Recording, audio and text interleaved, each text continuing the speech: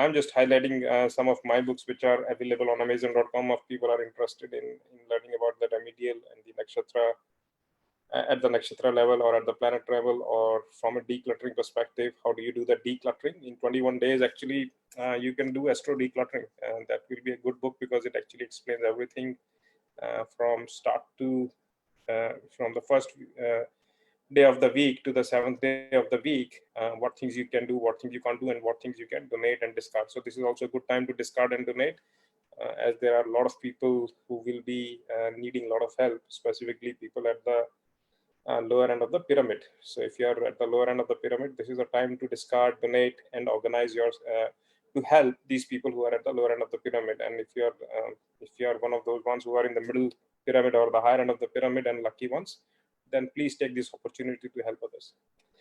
Anyway, so I thought I will, in the theme of Corona, with Rahu being there, I've already published one of my popular books, which is this one, Nakshatra and Vastu Remedies for Rahu. So I thought maybe I should showcase what this book is all about, and how to what things I can what things you can expect in that book. So let me just do that. So let me just do let me just bring my book here. So this is my book, I think, which was published. The price has been reduced further, so that's an old price. I think it's $299 now. It could be less than that depending upon how Amazon puts its pricing. But this is the book which is available on Amazon.com. It's a Kindle version only.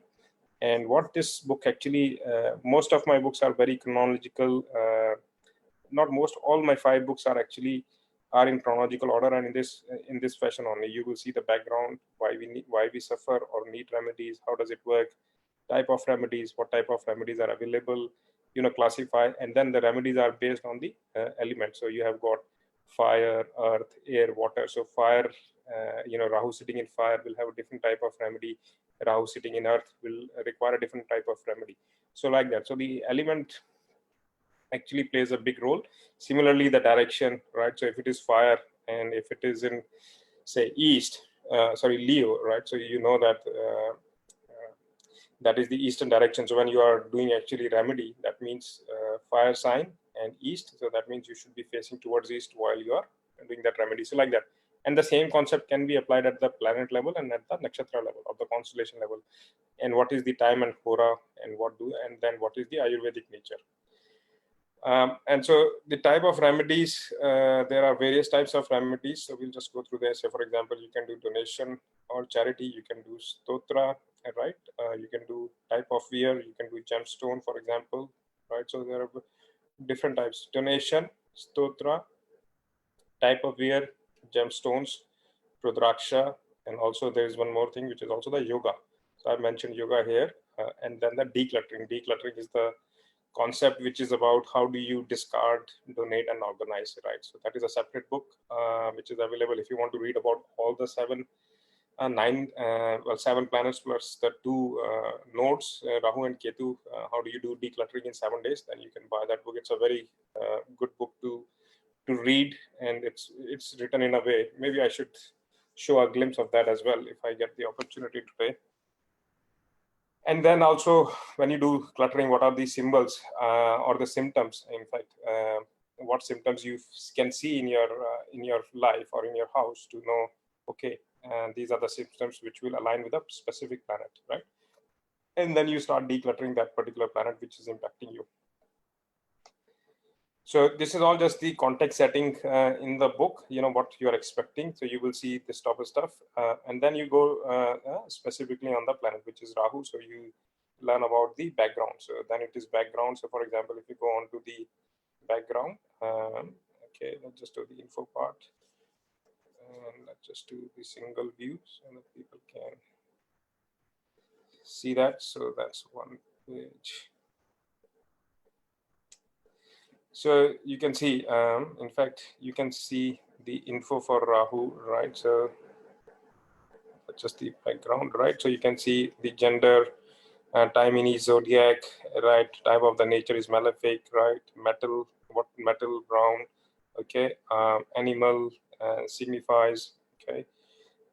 ruling deity, constellation. There are 3 constellations: Ardha, Swati, and Shatvisha. Obviously, each nakshatra is further dwelled in. Day of the week, direction, where it is considered as exalted. As I said, it is considered prime. Most people use Taurus as his exaltation point, but some people also use Gemini as his exaltation point, right? Where is it positional strength, and also where is the what is the number represented? So like that, and then you say symptoms of weak Rahu, right? Okay, so let's just do that. And so once you get that, then you say symptoms of the weak Rahu, remedies, recite or chant, what puja you can do, what plant you can do, donate or charity, what fasting you can do, what you can wear, what yoga, and what precautions. So if you count them, 1, 2, 3, 4, 5, 6, 7, 8. So there are 8 different mechanisms which has been prescribed in the book to tackle the remedies for Rahu. So you can do recitation, you can do puja, you can plant, you can actually plants, do the plantation for getting the relief from Rahu. You can do donation or charity. You can do fasting. You can do wear a gemstone, or you can wear a rudraksh. For example, you can look at the yoga, what yoga you can do, and also what precautions you can take. So, for example, Rahu sitting in first house. These are primarily from the Lal Kitab, but you can actually gives you a good indicator. Okay, Rahu sitting in first house, what you should not do. Rahu in second house, what you should do, right? And then I have highlighted the theme-based remedies. So theme-based remedies are primarily remedies. Okay, so let's just go there. If you have to take bath, if you have to take donation, for example, right? What type of relief from there? Then there are remedy 1, remedy 2, which is to do with addiction, for example, right? Okay, so I come back here. And then there are generic remedies. Then there are decluttering. This is to do with the decluttering. So what are the symptoms when you see that you need to declutter? Say, for example, one of the classical symptoms you see for Rahu is that, when there is leakage in your house, or there is dampness in your house, right? Or there is the food is getting stale in your house a lot, right? Or you're getting very you're getting, whenever you enter in your house, you get a foul smell, right? Foul smell is Rahu as well. Okay. There's another way to look at Rahu is that when the dogs are coming in front of your property and digging a hole, that is actually Rahu. And when the dog is actually when the dog is coming and sitting in front of your property, that is definitely activating Rahu, right? So that is another way. That is not mentioned here in that book, but I'm just highlighting that, dog coming and sitting in front of your property and digging a hole, that's Rahu, right? Anyway, so then you see generic remedies, decluttering. Then you say what you can discard, what you can donate. Then how do you organize? Unless you organize items in your house, those items will keep moving. And the other thing we say always in the decluttering concept, that don't buy a stuff in your house unless you have a place for it. Because if you don't have a place for it, that item will keep moving from one place to another place. And the philosophy behind that is that every object on this planet, following the law of attraction, actually affects you. The energy is emanating all the time from those objects, and it affects you. So if you don't have the respect and the regard that you haven't found a place for that object, you will never ever be able to get the satisfaction or the desired result from that particular artifact or the object you have bought or the item you have bought. So always organize, find a place before you buy an object. Otherwise, it's not going to be fruitful for you. What precautions you take, and what conclusion, and when to declutter, right? So what are the days you can do declutter? Then we go into specific. So we know every planet or every node, both the nodes, and the 7 planets, they all have got 3 nakshatras. So that's why 9 into 3 is 27 nakshatras, right? So then we go into specific nakshatra based or constellation based remedies, right? For example, okay, obviously the Abhijit is the 28 nakshatra. So then we go into Ardra. So then again in Ardra, then we say, okay, where is the ruling sign? What is its symbol? What is the purpose of this nakshatra? What is the nature? Okay, Gana, for example, what is the caste, gender, what bird? Then what are the keywords? Okay, so then you say ruling deity, right? So these are the artifacts. These are the characteristics of these of this nakshatra. And this is important to learn about the basic characteristics, because you can then actually create your own remedy if you know what are these artifacts, or what are these characteristics which are associated with this nakshatra, right? So for example, Rahu is traversing in Ardra at the moment, right? So the tear drop, the tears are there at the moment. Okay. Anyway, so what are the keywords? What is the operating nature of this nakshatra? So if this is a sharp or a dreadful or tikshna, key activities is for plotting against enemies. That's interesting, for plotting against enemies. Because there is a conspiracy theory going on, that virus which is coming up from China, that might be plotting against America, because of the financial impact which it was facing from America, and this could be a hidden mechanism to take a revenge. So, but anyway, that's just a conspiracy theory which is very popular. Getting your work done at any cost. Okay, oblation to the ancestor, which is Shraddh, right? Good for illegal and antisocial deeds such as cheating, tantra, and black magic, killing people or animals. So you can see what is going on right now, killing people, right? This is killing people. Anyway, so that's the operating nature which is being specified, and then you have 5 types of remedy in planets. For the planet we had I think 8, 9, 1, 2, 3, 4, 5, 6, 7, 8, right? And when we come at the nakshatra level, there are 5 different mechanisms: recite, chant, puja, donate, plant, or other mantras here. Okay, so similarly, you can do, and obviously you do the decluttering, and then you go to Swati, which is the next nakshatra, right? So you go to Swati, again, you look at that. And then, okay, one is the note on the timing, and D1 mapping with nakshatras. So how do the mapping of these nakshatra is actually done in the D1. So if you map these nakshatra, you can actually see the D9 view inside that, right? So where is this one? So for example, what are we talking about? We are talking about Rahu. So for example, Rahu is here in Shatabisha. So let me just expand this a bit. So for example, this is Shatabisha, and this is your Ardra. Here it is. Okay, and then you have got Swati, which is in Libra, like that. So if you know this mapping, you also know what is happening, then it is very easy to see the D9 mapping, right? So it works very well. I have used this, and this is actually very well described in C.S. Patel's books on Navamsha. So I've just copied that, right? Okay. And then I've also copied what is P is the Punarvasu Nakshatra, and V is the Vargottam, when the planet comes there. So that actually means if this comes here in Vargottama, because that means the planet is on the same sign in D9. That's what the Vargottama is. So if Rahu is in Gemini, and his Rahu is also in Gemini in D9, then it is Vargottama. Like here, and that is actually Punarvasu, not the Vargottama. So here you can see that Punarvasu is Vargottama, but that one is definitely your Ardra.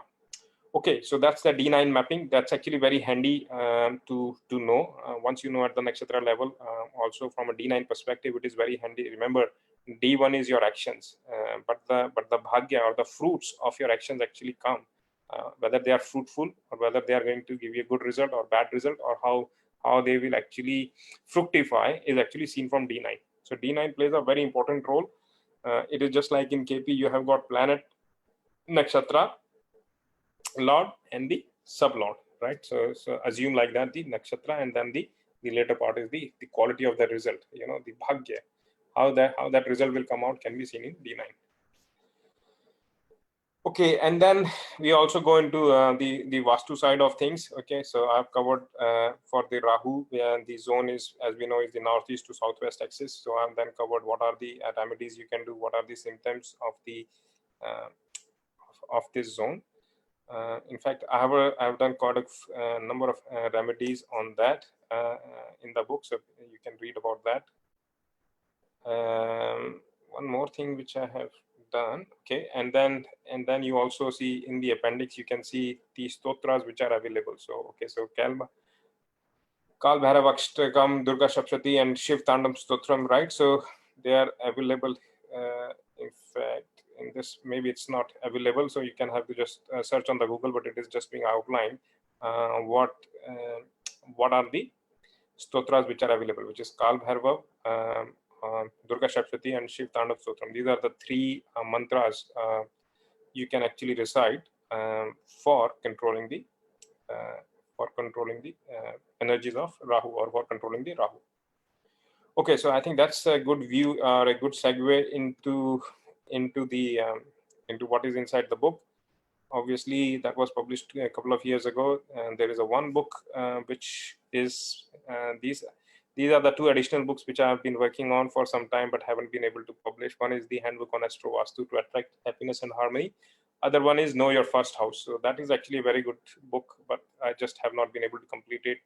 When that is actually looking at aspects, combustion, retrogradation from the first house. So if Sun is aspecting the first house, what happens if, say, for example, all the 7 planets and or in fact all the 9 planets, how do they aspect? How will the first house will affect? What will happen to the combustion? What does retrogradation means? And then every planet in that each sign and each zodiac in the first house. So that's actually a very good book. It's just that I have not been able to finish. So these are the 2 books which are on top of my Ketu and Mars Remedies book, which are nearly ready. And so I've got a lot to do. It's just that I haven't been able to find the time to do that. Okay, so I think that's pretty much it. So let's just go back to this one. Okay, I think that's pretty much it. And the other thing which I wanted to mention here is the website. So as I said yesterday in my one of the other, okay, let's just do this. Okay, so let's just go ahead. So this is the website, which is the www.astrovastus.com. All the new articles or the blog posts are available here. The social media or the Facebook page is here, which is linked here. Most of the videos are available in the group. So people will have to join the group to watch the videos. And there are more than 40 videos now on different topics. So if you go to Facebook, just go to the video section and you should be able to watch videos. They are all live videos. I haven't recorded as such and edited them. I always do a live session whenever I get the opportunity. I will just jump onto Facebook Live or now on Zoom to do a live session rather than do the video and then do the edit part. So that's why you will see a lot of rough edges on the videos or a lot of unedited section which is available. So I don't do edit. I just do whatever is available, get the opportunity and do it. Back to the website. So the next Vastu batch is coming up in end of April. So if people want to register or join, please feel free. The details are available here. Consultations are available for Vastu and astrology. And all the 5 books, as I said, are also available on the website. And so they can just come here and learn more about them. So I guess that's pretty much it. I am again hoping best for everyone across the globe. I think we are on the cusp of something new within a week or within at least by 4th of April or 5th of April. I'm actually very hopeful and optimistic things will start settling down. And come 15th April and 30th of April, I think we should be in a very good place and life should come back to normal. So I'm very hopeful and hoping everyone is going to come back to normal. So thank you again for joining, and please do provide your feedback and any request you would like for me to cover any videos or any topics. We'll be interested to get your feedback and happy to do some videos on specific topics. Thank you. Bye.